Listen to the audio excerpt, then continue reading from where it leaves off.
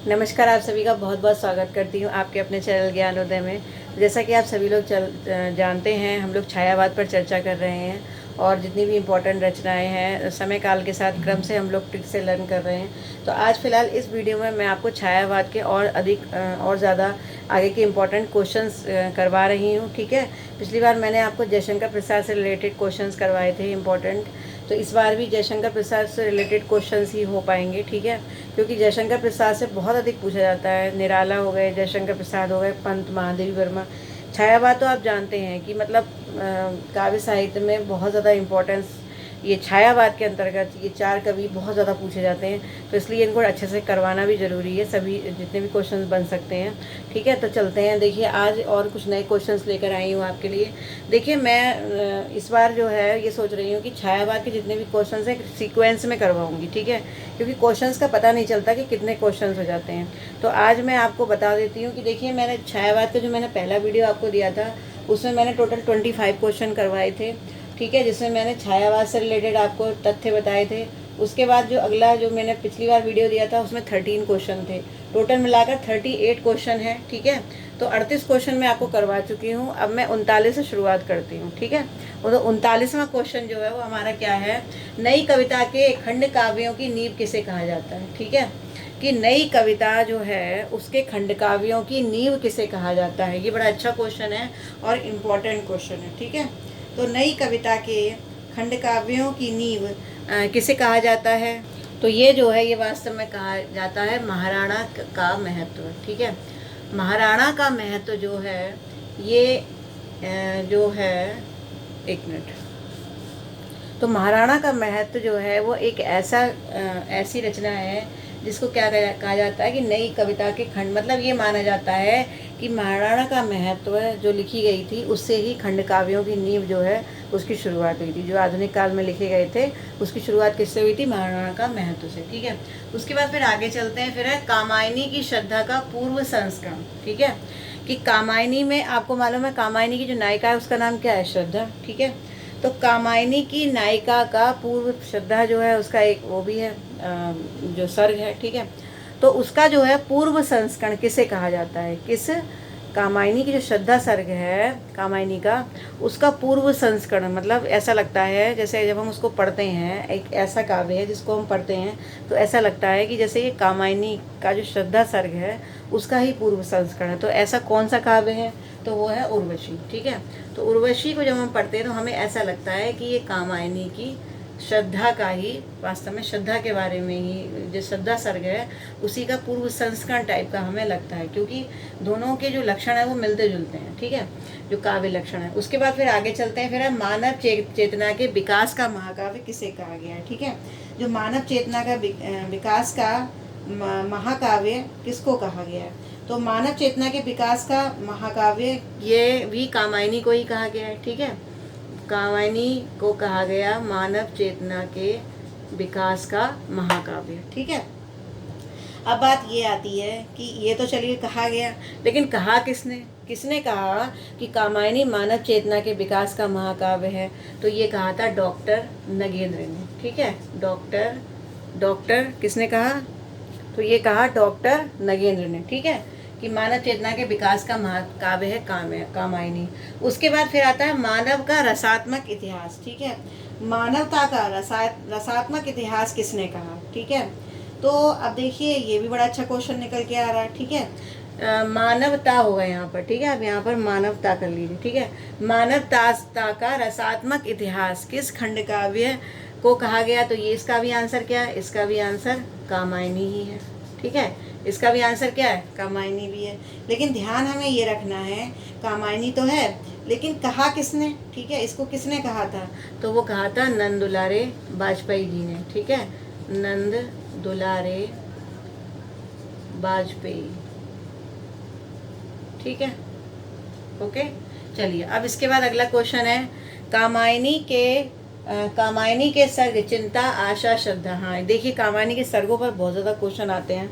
देखिए मैं ये सोच रही हूँ कि आपको एक कामायनी का अलग से वीडियो दे दूँगी, उसमें कामायनी के जितने भी सर्ग हैं उनको लाइन से आपको ट्रिक से याद करवा दूँगी, जिससे अगर कभी भी ये क्रम से पूछ लिए जाते हैं इसके बाद कौन सा सर्ग आता है, ठीक है, या इससे पहले कौन सा सर्ग आता है, तो ये आपको याद हो जाएगा। ठीक, यहाँ पर मैं अगर ट्रिक बताऊँगी तो बहुत टाइम लग जाएगा, तो मैं कामायनी के लिए अलग से 5 मिनट का एक वीडियो दे दूँगी। कामायनी से रिलेटेड कुछ इंपॉर्टेंट तथ्य उसमें बताऊँगी और आपको जितनी भी कामायनी के सर्ग हैं उनको ट्रिक से याद करवा दूँगी। ठीक है, तो फिलहाल यहाँ पर देख लीजिए एक कि कामायनी के सर्ग कौन से हैं। चिंता, आशा, श्रद्धा, काम, वासना, लज्जा, कर्म, ईर्ष्या, इड़ा, स्वप्न, संघर्ष, निर्वेद, दर्शन, रहस्य और आनंद। ठीक है, ये क्या है, ये कामायनी के 15 सर्ग हैं। ठीक है, ये क्या है, कामायनी के 15 सर्ग हैं, ये आपको याद रखना है। ठीक, तो कामायनी में कितने सर्ग थे, 15 सर्ग थे। ठीक है, कौन कौन से थे ये मैंने यहाँ पर लिख दिए हैं, बाकी ट्रिक से आपको ये याद करवा दूंगी अगर याद नहीं है। ठीक है, उसके बाद फिर आता है कामायनी का बाहरी ढांचा। देखिए ये कामायनी का बाहरी ढांचा वास्तव में कैसा है, किससे लिया गया है, ये बहुत अच्छा क्वेश्चन है। तो एक नाटक है वास्तव में, उसका नाम है कामना। ठीक है, कामना एक नाटक है। अच्छा, ये कामना किसका लिखा हुआ है, चलिए आप मुझे कमेंट करके बताइए कि ये कामना किसका है नाटक। ठीक है, तो कामना जो नाटक है वो कामायनी का बाहरी ढांचा कहा गया है।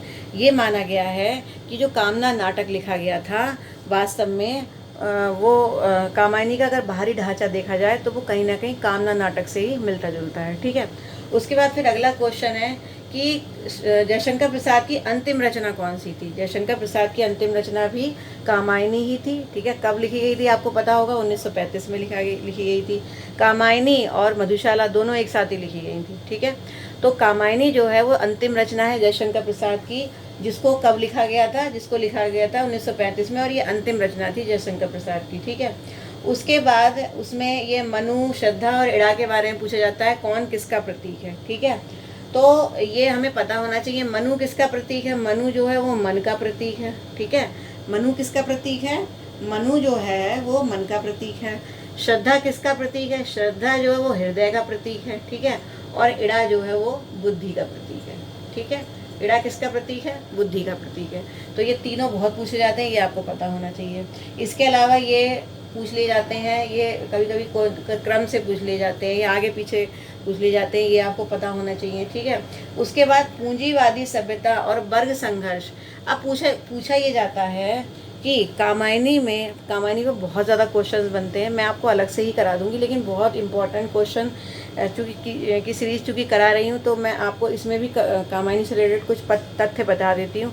हालांकि जो वीडियो मैं आपको मेनली मैं मुख्य रूप से जो कामायनी के लिए दूंगी उसमें और भी कई सारे तथ्य आपको बताऊंगी, जो कि एक तरीके से संपूर्ण जैसे नेट के जो स्टूडेंट्स होते हैं उनके लिए बहुत ज़रूरी है कामायनी को पूरी तरीके से जानना, और कामायनी के पाठ्यक्रम से कुछ पार्ट भी है वो भी आपको करवाना है। ठीक है, तो कामायनी जो है, कामायनी में के किस सर्ग में पूंजीवादी सभ्यता और वर्ग संघर्ष दिखाया गया है। ठीक है, ये अच्छा क्वेश्चन है कि कामायनी के किस सर्ग में पूंजीवादी सभ्यता और वर्ग संघर्ष का वर्णन किया गया है। ठीक है, तो ये देखिए 2 सर्ग हैं, मैं बता देती हूँ, 2 सर्ग हैं। ठीक है, कामायनी में 2 सर्ग हैं, कौन कौन से, एक तो स्वप्न, ठीक है, और एक संघर्ष। तो ये दोनों सर्ग जो हैं इनमें क्या क्या दिखाया गया है, इनमें पूंजीवादी सभ्यता और वर्ग संघर्ष का वर्णन किया गया है। और जो स्वप्न है वो वास्तव में औद्योगिकीकरण को दर्शाता है। ठीक है, ये भी क्वेश्चन अच्छा है, पूछा जा सकता है कि कामायनी का ऐसा कौन सा सर्ग है जो औद्योगिकीकरण को दर्शाता है, तो वो क्या होगा, स्वप्न।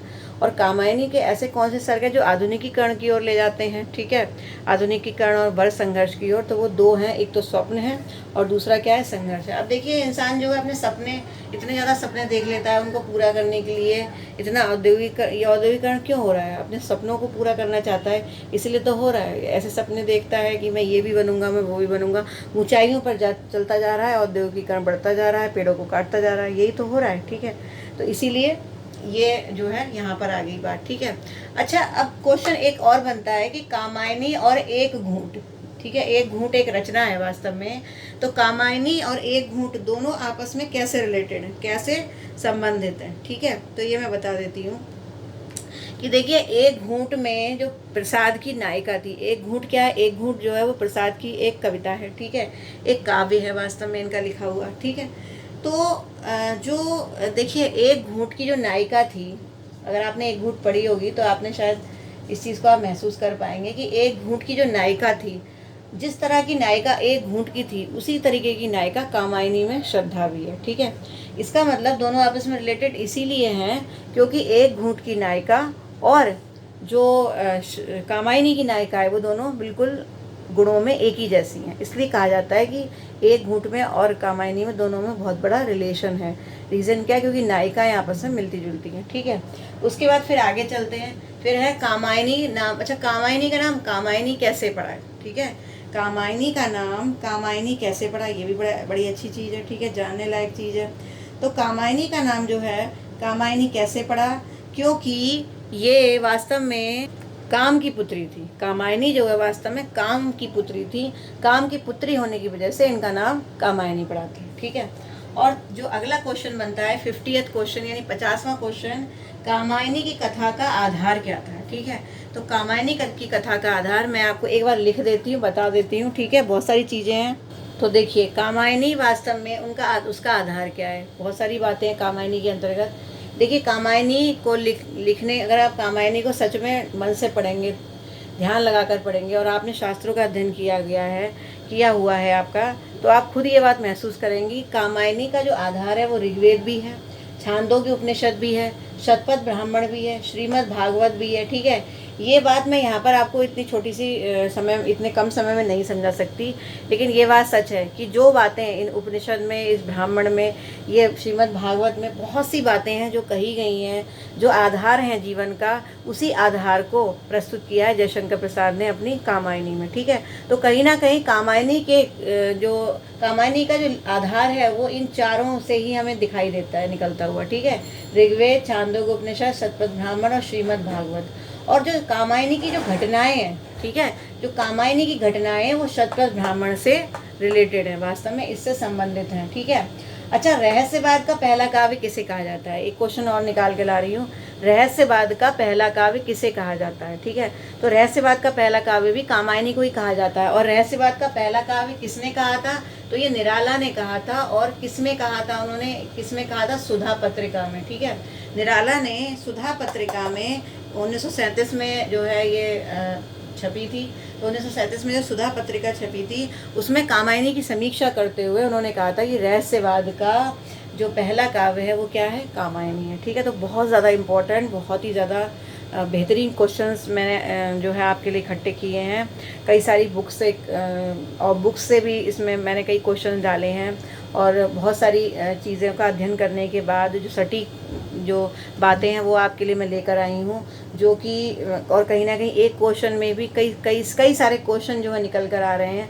तो मेरे ख्याल से आपके लिए ये बहुत ही ज़्यादा लाभदायक सिद्ध होंगे आपकी परीक्षा के हिसाब से।